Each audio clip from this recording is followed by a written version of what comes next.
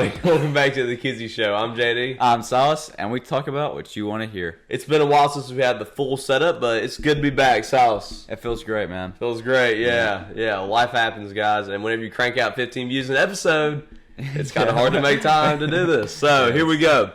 We're going to jump right in talking about stuff in the world of college football because there has been a lot to talk about. A lot of stuff's going on. I mean, Silas, what's something that's really caught your attention this college football the season? Auburn Tigers, they have really impressed me. I mean, they should have won last week. The refs really sold them. Yes. But, I mean, it happens. It happens. But I think they're going to come back, and they're going to really persevere this week. And I think they're going to be a solid team this year. That's right. So, I'm going to start. I'm talking about the most impressive and most disappointing team so far to me. And I'm going to see if you have any thoughts on these couple teams. And if y'all have any thoughts below, be sure to comment that in the chat. That's what's up. All right. Anyways, start the most impressive team so far this year. I think the Miami Hurricanes have established themselves as not only an ACC title contender, but a national title contender. I mean, Carson Beck and the offense look good, but their defense gets me just excited to watch them. They're tenacious for real. I agree with that, JD. I mean, when they played South Florida, I think it was week 3. South Florida had 2 top 25 opponents, and they just slaughtered them. Mm-hmm. So, I mean, Miami's really impressive. Absolutely. And the way they absolutely dismantled Florida last week. Yeah. Very, very impressive. Miami so far has been the most impressive team in the country. Most disappointing team in the country. It's from the same conference. Yeah. And, I mean, if you would have told me start of August that the Clemson Tigers are sitting at 1-3 right now. 1-3. It is. Hold up. Yeah, double check. Yep. 1-3. Yeah, that's right. I mean, the LSU game was not a fluke, just a sign of things to come. Maybe LSU's not that good because now that win's not a quality win anymore. But the offense is just absolutely anemic. Defense. They have great moments, but they can't put together a great game. And for a team that experienced, these mistakes are just absolutely ridiculous. Mm-hmm. And then losing at home to Syracuse like that was just pathetic. Yeah. What are your thoughts, Silas? I mean, Clemson was ranked, were they top 5 preseason? Number 4, yeah. All right. I had really high hopes for them, you know. Absolutely. I thought it was going to be another Alabama, Clemson playoff, just like old times. And now they're 1-3. They lost to Syracuse. I mean, I saw Dabo. He absolutely lost his mind a couple times against Syracuse. It's just been a rough season for the Clemson Tigers. Absolutely. Very, very pathetic for the Tigers. Let's transition now. Let's go back to the state of Florida. We're talking about the hottest seat right now in the country is Billy Napier down in Florida. I mean, there were a couple other candidates for this. There were a few other names we could talk about, but just the way Florida's played, I mean, that South Florida game was really big. Mm-hmm. And then the way they lost to LSU, the way they lost to Miami, and the schedule they have coming up, I think they're going to finish with a losing record, JD. They have a harder schedule in the nation.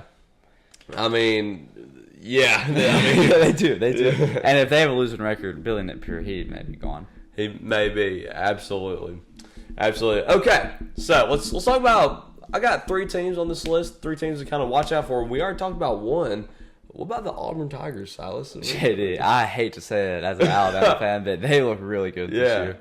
Yeah, this is an extremely biased show, by the way. I mean, we don't shy away from it. We're shooting this Tuscaloosa, Alabama, growing up Alabama fans, whole lives. But, I mean, Auburn has looked very good, and they needed to beat Oklahoma and the refs last week. You already talked about that, but... Yeah. I mean, Jackson Arnold is making plays this year. Okay. Defense actually looking pretty good. I mean, they could make some noise in the SEC. Maybe sneak in the playoff. It would be close. We'll see. That's why we play the games. Yes. Also, another Tigers team. How about did you watch the Memphis and Arkansas game? I saw clips of it. I didn't get to watch the whole game. Well, you know there's one spot in the playoff for the group of 5 team. And the Memphis Tigers are really looking like they may be that team. Like they have a very complete team, held their own, and they beat an SEC team in Arkansas, which, I mean, is not exactly top quality SEC. Yeah, but still, SEC. And it was a really fun game to see the clips of, I will say. Yes, it was very exciting. Absolutely. And very manageable schedule. They can really make a run at that playoff spot. And then a game that we picked last week that I did not see I didn't know the final score was going to be this. Yeah. The Indiana Hoosiers made a big time statement win last week against Illinois. I'll pronounce it however I want to. I don't know if that's right, but when you lose 63-10, you lose the right to tell people how to pronounce your state. How do you feel about Illinois still being ranked and Auburn dropping out of the top 25? Do you agree with that? Not really. Yeah, I think that Illinois is a little overranked to begin with. Yeah. I don't think but still, I don't know. 63-10. They're like what, 23 right now? Or like 23, like 24. Yeah. So Auburn's underrated. They lost a really good game to Oklahoma Sooners. I don't know about that. Yeah, I don't know about that. But Indiana is legit. Also news in college football this week, Oklahoma State fired their coach Mike Gundy after 21 years. Silas, what are your thoughts on...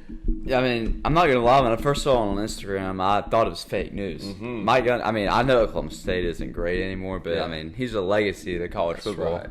I don't think it was right firing him in the middle of the season like that. There are some coaches that feel too iconic to fire. Yeah. But apparently he wasn't. It was time, but you hate to see a legend like Mike Gundy go. Kind of cool fact, he got fired one day after the 18th anniversary of the I'm a Man, I'm a 40. Whoa. That's cool. Kind of cool.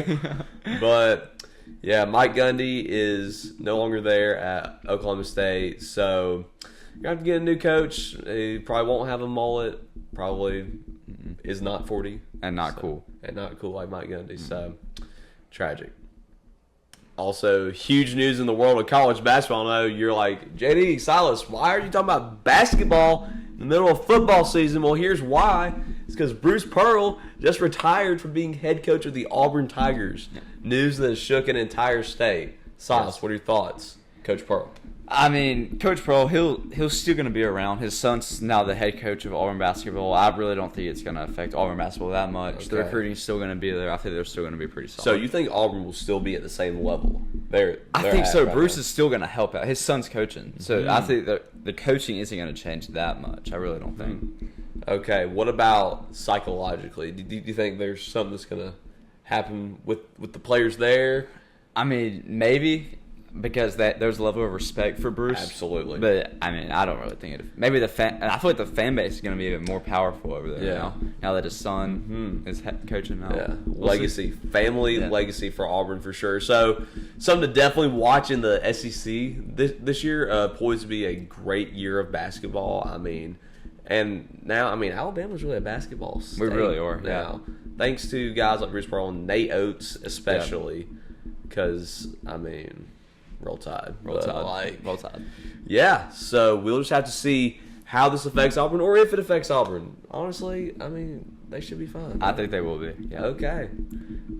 All right, now it's time to make some picks for Week 5 college football. First game, we got LSU and Ole Miss. I don't know if y'all can see all the stats, whatever. I really don't care if you can. Actually, let's go. There you go. All right. Ole Miss is actually favored in this game by 1.5 over the number 4 ranked LSU Tigers, so that's kind of interesting. And when I was seeing that, I was like, "Whoa, hold up now." So, Silas, who wins the game? I got LSU, JD. I know Ole Miss is at home, but it's not even a night game. Did you hear the interview with Lane Kiffin about that? I did not. No. He was angry that it was not a night game, but yeah. Anyway, so I think LSU is going to come into Ole Miss, and 2:30. I think they're going to take a dub. Yeah. Absolutely. I'm going to agree with you right there. LSU's more experienced. Their defense is straight up elite this year. I'm not even going to lie. The Weeks brothers, they're solid. The Weeks brothers, very solid. And Ole Miss has close calls against Arkansas. And Kentucky was kind of close. LSU is a lot better than Arkansas and Kentucky. Yeah. LSU. Both got LSU. All right. Next game, another 2:30 SEC matchup. A team we talked about earlier in the show, the Auburn Tigers, taking on the Texas A&M Aggies, who, thanks to Tyler Buckner, got an awesome W against the Notre Dame Fighting Irish last week. So, Silas, tell me who wins the game. Man, I can't believe I'm doing it. But I got Auburn again. Bruh. They've looked so good recently. They played Oklahoma, who's really good this year, and lost because of refs. I know, but I really do think it was because of refs. I think they're going to go into Texas A&M and take a dub. Wow. You know who else has looked really good so far this year? Texas A&M. Texas A&M. I think Notre Dame's gonna be a really good team. Maybe fringe kind of playoff, maybe sneak in there, but the way A&M was able to go on the road and just battle with Notre Dame, I think that gives me a lot of faith in them. So give me the Aggies, and I think they cover too. So I have A&M to win. Wow. Yeah, it's just a touchdown. 17-10, covered. Yeah, you're right. So yeah, so you got Auburn, I got A&M. All right, next game. This one's pretty big. Yep. A little Big Ten action. Yep. Number 6 Oregon, number 3 Penn State. Whiteout in Happy Valleys can be pretty electric. Silas, who wins the game? Man, this is going to be a great game. This is game day over Alabama, Georgia. But, it's a whiteout. It's a night game at Penn State.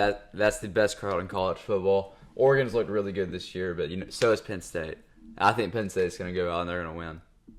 All right, awesome. They are favored by 3.5. So, Penn State, picking Penn State early in the year is really hard because they always do this thing. They start out, they play like Mary Poppins Tech and like Peter Griffin State every single year. And you don't really know how good they actually are. This is their first big test for sure. Oregon has been really impressive. We talk about Miami, who's really impressive. Oregon's another team I put up there. Super impressive. And I just got a feeling about Oregon. I think Oregon has enough to get it done. I do have Oregon covering in this game, though. Yes. I think they'll lose by a field goal. Lose by a field goal, but yeah, just got a feeling about Oregon. Okay, and the final game. Our game of the week for sure. Even if game day is not coming here.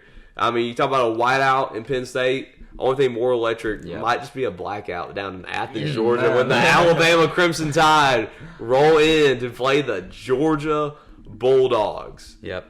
Silas. Oh, man. I know we're biased on this show, but come on. Alabama. Tyson is playing the best ball he's ever played in his entire life. Jam Miller comes back this week, gets the rushing attack back. Our defense looked good against Wisconsin, and it hasn't in the other weeks. I think Bama's going to come out, and they're going to beat Georgia this week. Yep. Hey, this show is incredibly unbiased. We are not afraid to admit it. We're shooting in Tuscaloosa. I currently go to the University of Alabama. Silas may come to Alabama. Maybe. And, with all that being said, give me Georgia. Give me the Dogs to beat Alabama. The way they went on the road in Neyland Stadium and beat Tennessee, you talk about a team that can really battle through adversity against a quality SEC opponent. And then you saw what happened to Alabama on the road earlier this year. And if you look back to last year, Alabama at home, probably the best team in the country at home. But then on the road, see games like Vanderbilt and Oklahoma, and then the bowl game against Michigan. And then Tennessee, another road loss. I think Alabama has the same problem this year, and there are still a couple holes on this team, whether it be some kind of shaky O-line play, maybe the receivers kind of dropping a little bit that you don't really notice against ULM and Wisconsin, but you play a team like Georgia. As much as I hate to do this, as much as I want Alabama to win, I'm picking Georgia to beat Alabama.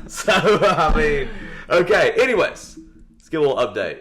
Standing so far, straight up. Okay, right now you're in the lead. All right, yes, you're sitting at 7-5 right now. I'm 5-7, and let me check out the differences. So there will be some shakeup after this week in our standings because LSU is the only game we agree on. Straight up. So either you're going to go way ahead or no. You'll take the lead if you go 3-0. Yeah, that's right. That's what, because 5 + 3 is 8, and 8 is actually more than 7. Yes. There you go. All right. I guess the spread's a little different story. You're actually, hey, if you're betting, I'd probably pick what he's doing so far. Right now, 3-8. That's not. We both think Oregon's can cover, but then we disagree on the Auburn, A&M, Georgia, Alabama game. So yeah. All right. That's right. And remember, loser of this contest has to jump into Black Warrior River in January. So that will not be fun. Yeah, we'll see. It's gonna be fun for one of us. But yeah, I don't know. Anyways, thank you guys so much for watching to the end of this episode of the Kizzy Show. Please like and subscribe. Also, Jimmy John's just unveiled these new Sicilian pizza subs. You should go check those out. They are really good. They are very good. Have you tried them? I have tried one. Not the triple cheese. I don't like cheese very much. But even if you don't like cheese, yes, you go there. And you know what? They also have 20 other subs and 3 wraps. Yes. And also you can order your sandwiches on French bread, wheat bread, or unwich if you don't like bread. Hello, gluten free. Yes. That's right. And we have our own brand of chips at Jimmy John's. Yeah. And we have triple chocolate chip massive cookies. No, are you kidding me? That's crazy. Yeah. You mean I can get a sandwich, chips, a drink, and a cookie all at one for only $25.99? No, I would like to see you find a deal anywhere better than that. Yes. That's pretty incredible. I feel like I needed to plug something else. Oh yeah, check out the last, not the last episode, but the episode before that. One of my buddies has a gutter cleaning business. I don't have the details in front of me, so won't. But go check his video out. Got any closing thoughts for the people, Silas? Y'all have fun watching football this week and be safe. That's right. God bless y'all. Roll Tide. Have a great Saturday.